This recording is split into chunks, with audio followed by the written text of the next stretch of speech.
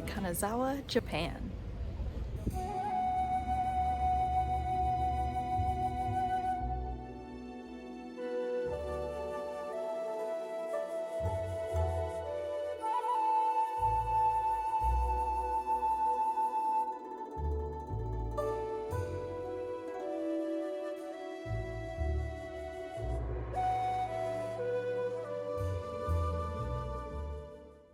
So here we are in Japan.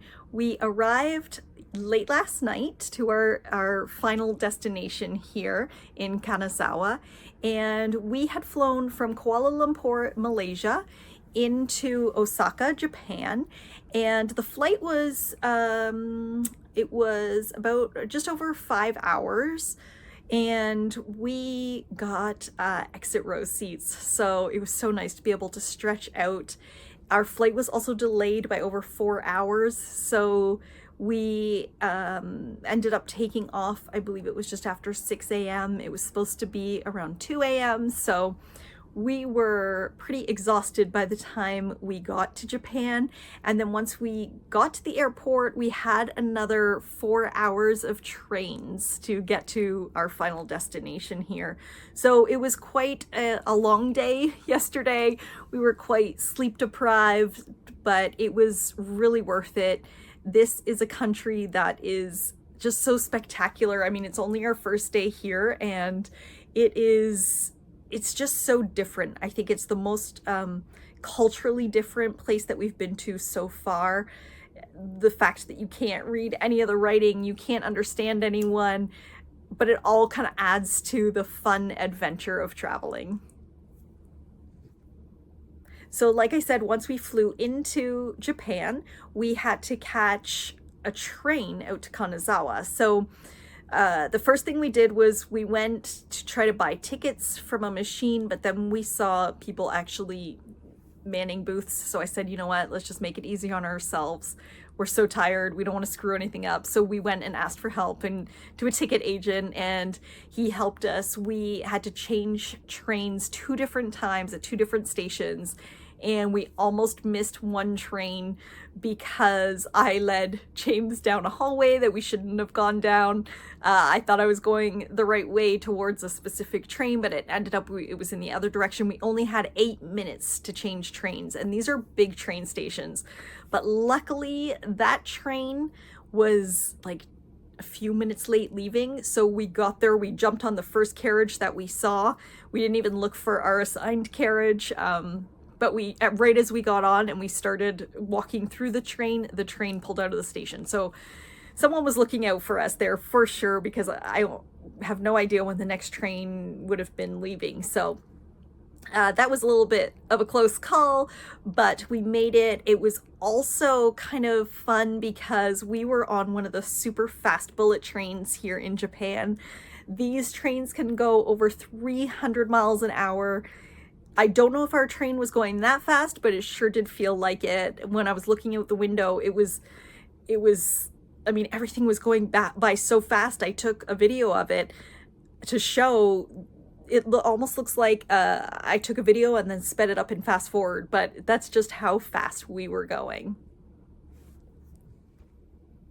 So since we had such a long journey yesterday, we were pretty wiped out and just wanted to kind of stay local and look around this neighborhood that we're staying in. We are here for a week.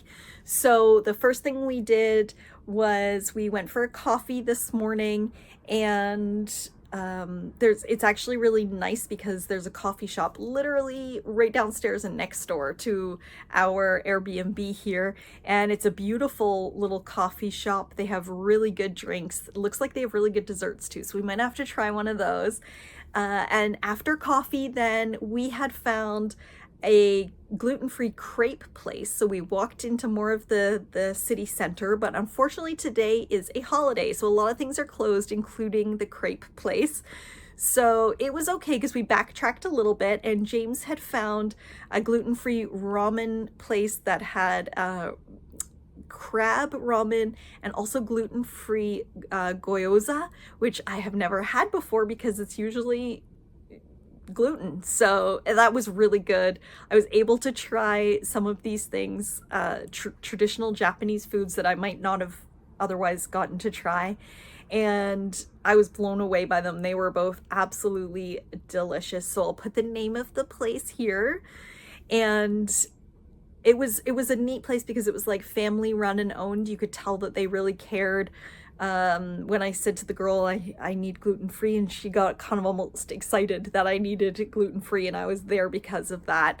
And it was a neat experience. When we went in there, they brought over these baskets, and luckily that morning, because we'd been to the coffee shop, I saw other people in the coffee shop take off their jackets and scarves and everything and put them in baskets beside them. So luckily I had seen that, so I knew what to do when they brought us baskets in the ramen shop. You take off all of your coats and whatnot and put it in these baskets instead of kind of hanging it over the back of your chair like we would normally do. We also found a big grocery store and went to that because last night when we got in, it was so late. A lot of the restaurants were about to close, and we thought, okay, let's just go to the grocery store and pick up something quick and easy to eat.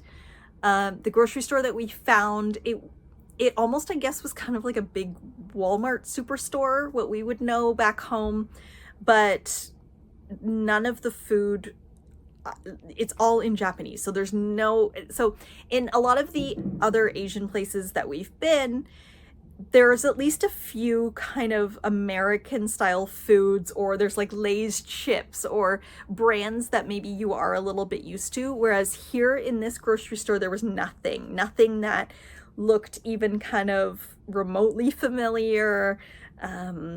We do use Google Translate, but we were so tired and it was so late. I just didn't feel like going through and translating everything that I saw to try to see if I could eat some of this food. So we were able to find some cheese, and I couldn't find crackers, but I found these like potato chip type of things. So that's what we had for dinner last night. So we found a new grocery store today. This one is much bigger. They have gluten-free options. I got some bread. I got some bao buns to try. So I was happy. I'm able to find food here in Japan that I'll be able to enjoy. And yeah, we don't have to eat out every day here then, because it isn't cheap. It isn't super expensive, but you know, it's about the same prices as at home, I'd say. Once we eat out a few more times, we'll find out roughly what an average priced meal is. But so far, we have an option that we can go to the grocery store and find some good things there.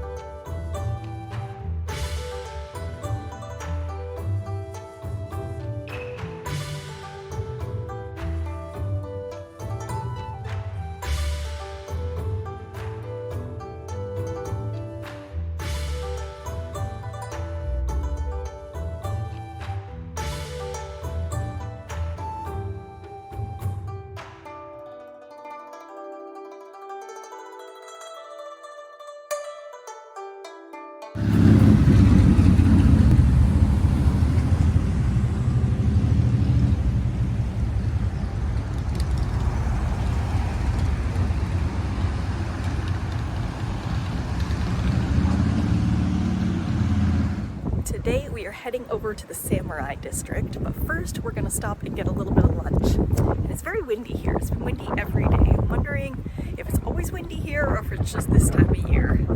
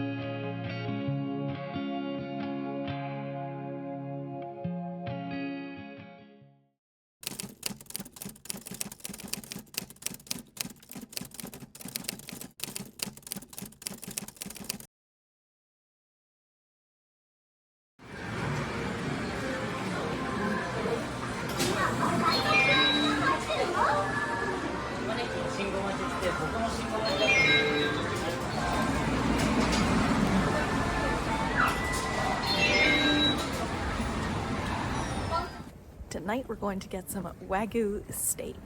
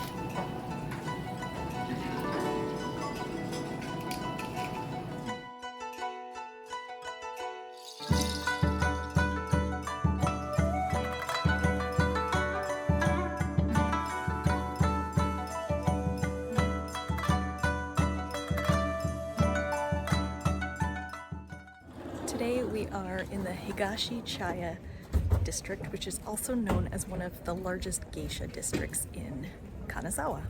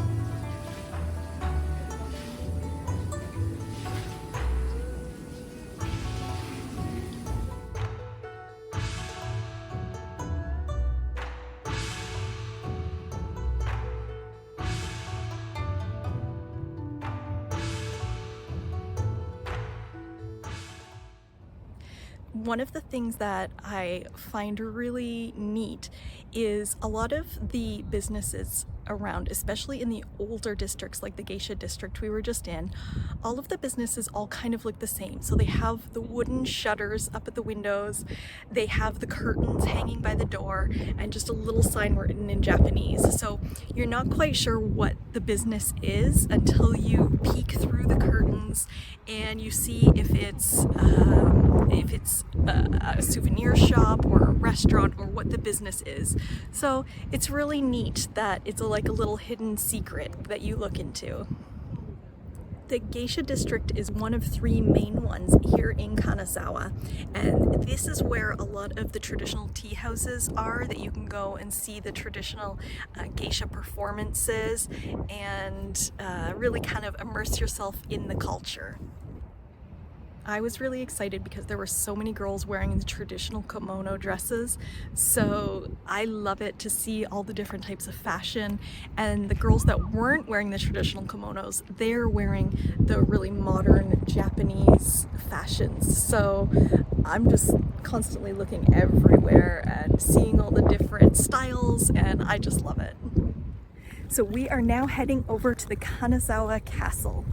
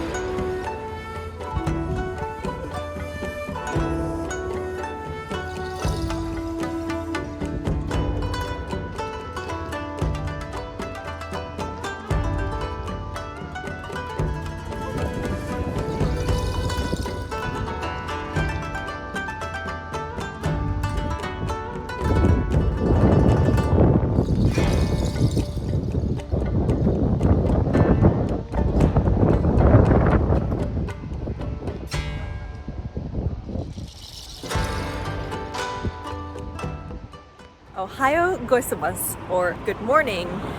I am up early. This morning is our last day in Kanazawa, and I am excited because I am going to a craft class called Kintsugi, and this is the art of repairing objects with gold. So I'm going to take you along and explain everything as I go.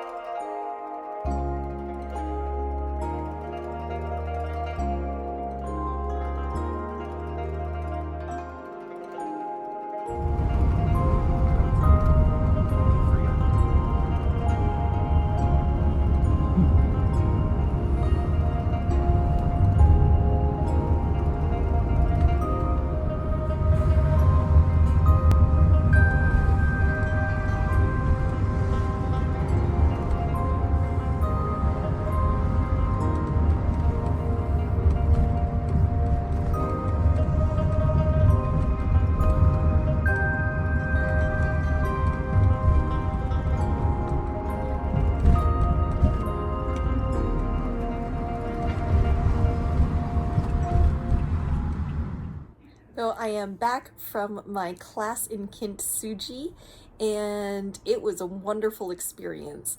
Now, I couldn't film inside of there, mostly because the entire time you're working with these materials that you can't get anywhere on your clothing or your hands or anything.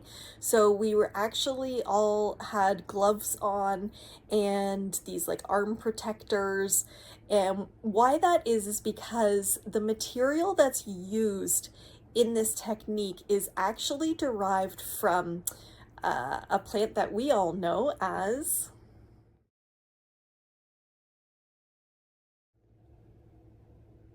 poison ivy.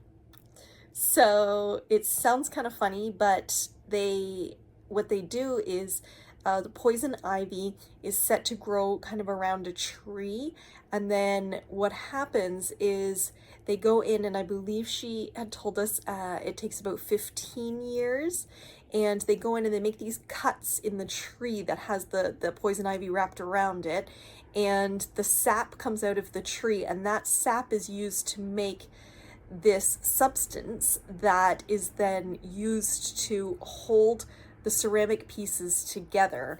Now, if you get that anywhere on your hands or your arms, or even if you're sanding it once it's dry and it gets into the air and you're breathing it, she said that next week, if we have been exposed to it, we will see small red patches on our skin. So she also warned us, if we do see this, if we did happen to get any on us, don't itch it because it will spread. Hopefully I'll be okay and I didn't get any on myself, but that reason alone, I could not film Once we put the gloves and kind of arm protectors on, we couldn't touch our face, our hair, we couldn't touch anything. We had to be really careful. So the technique itself actually takes a couple of months. I think it was 2 to 3 months to make a piece. So clearly you're not going to do that in a 2-hour class. So what she has done is she has pieces throughout each part of the process. And so you get to try a little bit of each kind of step as she goes along and teaches you the different steps. And so you actually get to do it along with her. And then for the very final step of adding the gold on, then you get to choose your own little sake cup and add the best part, which is the gold. So this is my piece here.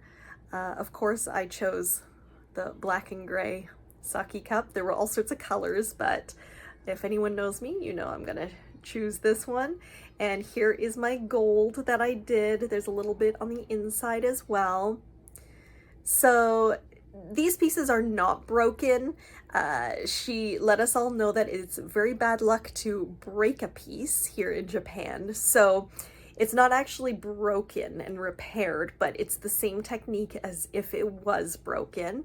And really enjoyed doing it. I now have to, she told all of us, we all have to go home and have hot showers and place this piece in the bathroom for 2 nights when we have a really hot shower, because the humidity will help set the gold and help it so that it stays on there forever. So really happy with my piece, really happy with everything I learned about this technique. I think there's something really beautiful about, you know, taking something that's broken and making it even more beautiful in the repairing process. So something to remember Japan by, a neat little souvenir. So when I was finished with my class this morning, James came and picked me up and we decided it was time for some lunch. So we walked through the market here in Kanazawa, and we were gonna get something to eat there, but it's really busy in the market space. You are not allowed in Japan to get food and eat it while you walk. There's actually even a sign as you enter the market that tells you you are not allowed to purchase food and eat it as you're walking, which I found kind of funny. And a lot of the places were just so busy. So we walked through the market. We saw kind of what they had on offer. I did buy a little dessert for later that I'm going to show you. But so we ended up at a curry place that we had seen advertised. We wanted to try the traditional Kanazawa curry, and this was kind of, I guess, a spin on the traditional curry. The traditional one has a pork cutlet. This one didn't. This one you actually chose beef or whatever kind you wanted. We got their special deal that they had, so it was half beef and half scallop curry. And it came with, they called it coffee. I think it was more like a kava, if you've ever had kava. It's not for me. It's very bitter tasting. I tried it, but like I said, that part just wasn't for me. And then it came with some little pickled vegetables and a dessert, which was a jelly. So it was okay. It was, I think it was maybe a bit for tourists. It wasn't the best meal we've had in Japan. We have actually had fantastic meals the entire time we're here, so can't complain. This one just wasn't one of our favorites. So this has been our last full day here in Kanazawa. I have really enjoyed our time here. It was a great idea, I think, to start out in a smaller city so that we can kind of figure things out, get to know the culture, figure out how things work without being in a huge city packed with tourists and being in such a rush all the time. So if you're coming to Japan, I highly recommend Kanazawa. It's a medium-sized city. It has everything that you'll ever want or need, but not all the crowds of the huge cities. Our time here has been filled with learning about the culture, doing some crafts, enjoying delicious food, and even learning a little bit of the language. I can now say thank you and good morning and good afternoon, all in Japanese. So I'm pretty proud about some of those accomplishments. So as we walked through the market this morning, I stopped in and got myself a little treat. So this is called a doifuku, and this is like a little mochi, which is a Japanese sweet made of rice flour, and traditionally it has red bean paste. Now I got the one that also has a strawberry. So it looks really good. I'm gonna give it a try in a little bit and see how it tastes. I think it's quite sweet. The red bean paste I know is pretty sweet. So, but that paired with the rice flour, I think kind of equals it out a little bit. So it's not too sweet.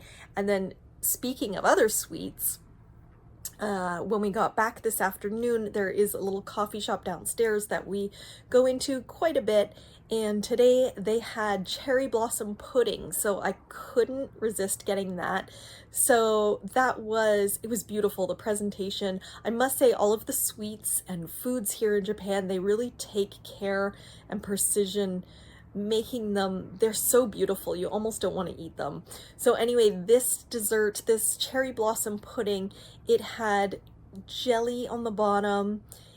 The pudding itself is almost like a creme caramel type of consistency, but it had the flavor of the cherry blossom, which is a very, very subtle kind of floral flavor, I guess would be the best I could describe it. And then it had ice cream on top, and it's sprinkled with little pieces of dried cherry blossom on the top.